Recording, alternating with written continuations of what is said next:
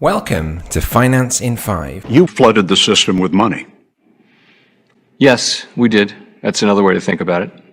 We did. Jerome Hayden Powell Jr. III Esquire, also known as Jerome or J. Powell, is the 16th chair of the Federal Reserve and the first since 1987 not to hold a PhD in economics. But that's probably a good thing, considering that the academic qualifications of his predecessors provided little benefit to Joe Public. We'll be looking at what the Federal Reserve does, why it matters, and 3 ways you can succeed regardless of what the Fed does or doesn't do. Coming up today on Finance in 5.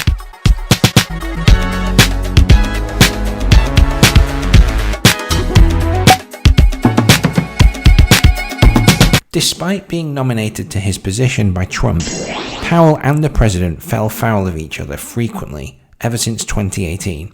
It culminated last July in a mud wrestling match staged in the White House Rose Garden apparently, with Trump's chokehold and alarming flatulence triggering Powell's unconditional surrender in the dying seconds of round 2. The contentious issue was interest rates, with Trump calling Powell's decision to dismiss adopting negative interest rates insane. The tension between the president and Fed chair started in 2018 with Trump telling the Wall Street Journal that he maybe regretted throwing his nomination behind Powell, complaining that he almost looks like he's happy raising interest rates. The tension continued since, with Trump saying, "Here's a guy, nobody ever heard of him before, and now I made him, and he wants to show how tough he is. Okay, let him show how tough he is. He's not doing a good job. I have the right to demote him. I have the right to fire him." A very piquant observation, Donald. Why would Trump say all this? Look at his incentives. Fundamentally, Trump is a borrower, so he looks at interest rates purely from the perspective of how much money he has to pay back. He's someone who on a serial basis borrows from banks, ideally at the cheapest possible rates, to avoid a hefty premium on the money, which he then goes and uses to build a golf course somewhere or convert a post office or refinance or write the word Trump on someone else's building in order to promote flatulence or whatever the case may be. He likes the idea of negative rates as he thinks it means endless borrowing with cheap and easy repayment. But if pension funds don't make at least 8% in interest, they don't break even. And Powell has explained previously that negative rates is not workable, not a policy that he can support. Governments borrow money from the public and redeploy it elsewhere. This allows them to spend more than the money that they bring in via taxes. Most people say it's useful during wars or health crises for this to be able to happen, but there's never a time when governments don't spend more than they take in. Most countries use debt as a permanent source of additional financing, causing their debt as a percentage of GDP to keep growing over time. They never pay down debt, but rather keep rolling it into larger and larger bases of borrowing, and this is becoming a problem as we'll get to. As well as using tax revenue on spending, the government also issues bonds which domestic individuals and institutions can buy in exchange for interest payments and eventual return of their capital when the bond matures. The government then deploys the combined tax revenue and net borrowing back into the economy in the form of public spending such as military activities, public infrastructure, national parks, public services, and so on. Some uses of capital have a high return on investment for the public, while other uses of capital have dreadful returns. Governments tend to roll the debt maturities into the next round of borrowing rather than ever once bothering to contemplate paying down debt. And this approach can only work for so long as debt as a percentage of GDP remains relatively stable. So we owe the debt to ourselves in this model, but the debt is still real. The person or institution that lent the money wants it back with interest and with its purchasing power intact. It's not like everyone lent money to the government. Some people did, some people didn't, and in various amounts. The person or institution who lent the money to the government could have lent it elsewhere. They could have used the capital on charity, started a business, lent it to an existing business, put it in a bank, and given that bank more equity and lending power. The point is, lending money to the government via treasury bonds is one particular use of capital, and it has an opportunity cost because it comes at the price of other potential uses of that capital in private markets, which could well have been more beneficial. One government spending program that would have been hard to replicate privately is the interstate highway system put in place under Eisenhower. It was useful enough that it's fairly easy to argue that it was worth borrowing the cash up front and getting it built quickly, because it was strongly beneficial to economic growth during and after completion, and it gave a big boost to productivity. But it's far more common to see examples of wasteful government spending programs, failed wars, and the health and education and welfare systems of various countries, the public sector in the UK. These are all good examples. Essentially, these consume the national GDP, plus all of the workers' pensions are unfunded and require constant borrowing by the government to be paid for. A government can borrow from international lenders. Here we see a chart which shows the US national debt held by foreign sources as a percentage of US GDP over time. Back in the 70s and 80s, the amount of money the US government had borrowed from external sources was about 5% of US GDP. Borrowing was a closed system mostly, with a little extra foreign capital thrown in. By the 90s and 2000s, it increased to 10 to 15% of GDP. By the 2010s, it quickly increased to 30 to 35% of GDP, which is a large amount of foreign borrowing. Eventually, the USA runs out of foreign lenders that are willing or able to lend to it, and the longer that the borrowing goes on for, the more the USA and other countries, like the UK and many Western nations, dig themselves into a negative net international investment position. A country's net international investment position measures how much foreign assets, stocks, bonds, and real estate are owned by people in a country, minus how many domestic assets, stocks, bonds, and real estate, are owned by foreigners. Creditor nations have a positive NIIP, meaning they hold more foreign assets than foreigners own of their country's assets. Debtor nations have a negative NIIP, meaning they hold fewer foreign assets than foreigners own of their country's assets. For example, at the start of 2020, the United States collectively owns about $29 trillion in foreign assets, while foreigners own about $40 trillion in US assets, including $7 trillion of US government debt, resulting in an NIIP of negative $11 trillion. With the country's GDP of a little under $22 trillion, the NIIP, expressed as a percentage of GDP, is worse than minus 50%. After World War I, the United States became the world's largest creditor nation. After World War II, it owned 3/4 of the world's gold reserves. But decades of persistent trade deficits in the 1970s and 80s resulted in the United States shifting towards becoming a debtor nation, and that started in around 1985. By 2008, the NIIP was minus 10% of GDP.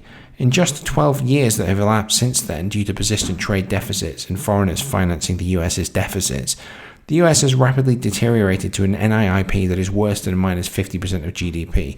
All of the IOUs have added up. You were skeptical at one time of some of the things that Chair Bernanke did during the financial crisis. So I and a number of others raised questions about quantitative easing, and I felt that was my obligation and the right thing to do. I hope I did it in a constructive way. And some years ago, I came to the view that that the risks I'd identified really didn't come to bear. So I did support the actions that Ben was proposing as chair, and we try to learn from these things. These are some of these things that don't have a precedent.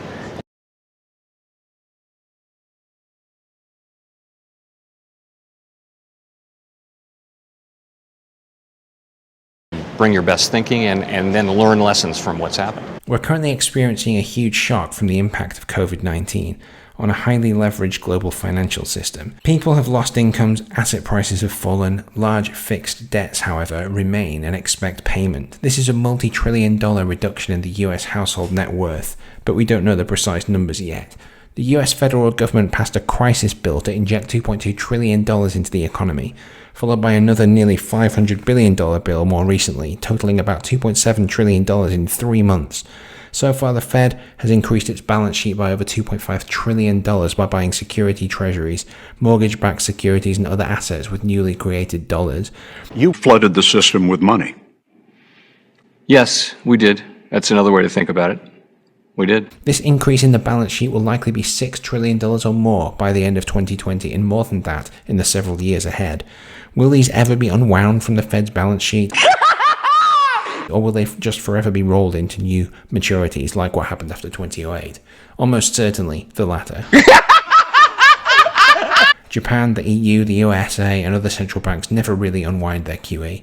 We're seeing inflation in grocery store prices, because that's the one key area where we're all still spending money at a time when production and supply chains have issues. There's a giant debt overhang too. The US went into this crisis with total debt, government, corporate and household, equal to about 350% of GDP, or $75 trillion in absolute terms, which is a very deflationary force. We began the 2008 crisis with about 350% debt to GDP as well. Lending will be tight for a while, except for markets where the government decides to intervene. JP Morgan now requires FICO's credit scores of over 700 and 20% down payments for a mortgage.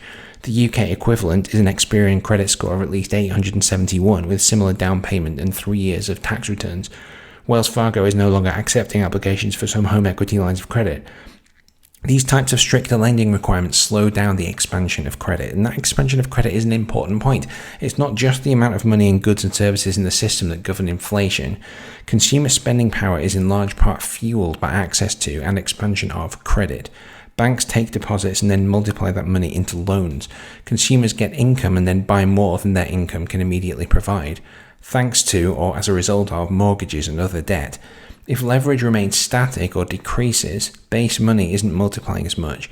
Consumers are living within their means in terms of spending, and that eventually results in deleveraging or defaulting. And this is why house prices are probably going to drop quite drastically in many urban centres. Broad money velocity is a measure of GDP divided by the broad money supply.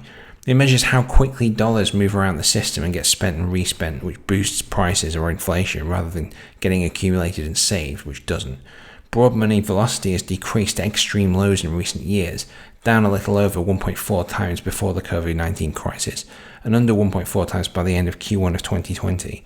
So we went into this virus with low money velocity to begin with, and an unknown amount of wealth was destroyed depending on the time period that you use and how much home equity net worth ends up being affected. But we're already seeing the largest year-over-year percentage growth in broad money supply in modern history.